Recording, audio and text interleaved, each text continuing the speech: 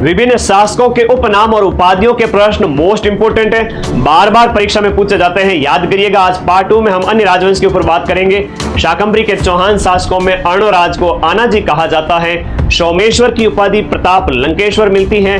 विग्रहराज चतुर्थ को ही कहा जाता है बीसल देव। पृथ्वीराज चौहान तृतीय जी को कहा जाता है दल पुंगल यानी कि विश्व विजेता। और राय पिथौरा कछवा शासकों के संस्थापक दुल्ले राय, तेजकरण और ढोला का ही उपनाम है शाला कुमार। भारमल और भगवंत दास को अकबर ने अमीर उल उमरा की उपाधि दी थी।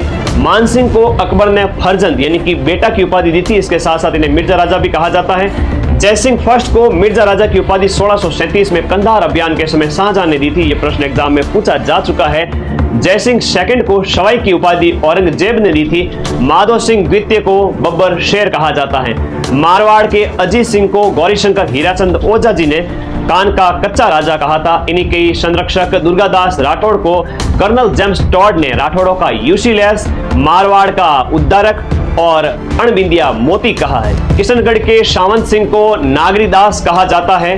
मंडोर के गुर्जर प्रतिहार वंश के संस्थापक हरिश्चंद्र को रोहिलद्दी कहा जाता है। प्रतिहार वंश के शासक मिहिर भोज की उपाधि आदिवरा ग्वालियर अभिलेख में मिलती है और इन्हें प्रभास कहा गया है दौलतपुर अभिलेख के अंदर। भरतपुर के जाट राजा सूरजमल जी को जाटों का प्लेटो या अफलातून कहा जाता है। जानकारी चौकी लगी तो अपने इस चैनल को सब्सक्राइब कर देना। शिक्षक दिवस 5 सितंबर की सभी को शुभकामनाएं और ढेर सारा आशीर्वाद।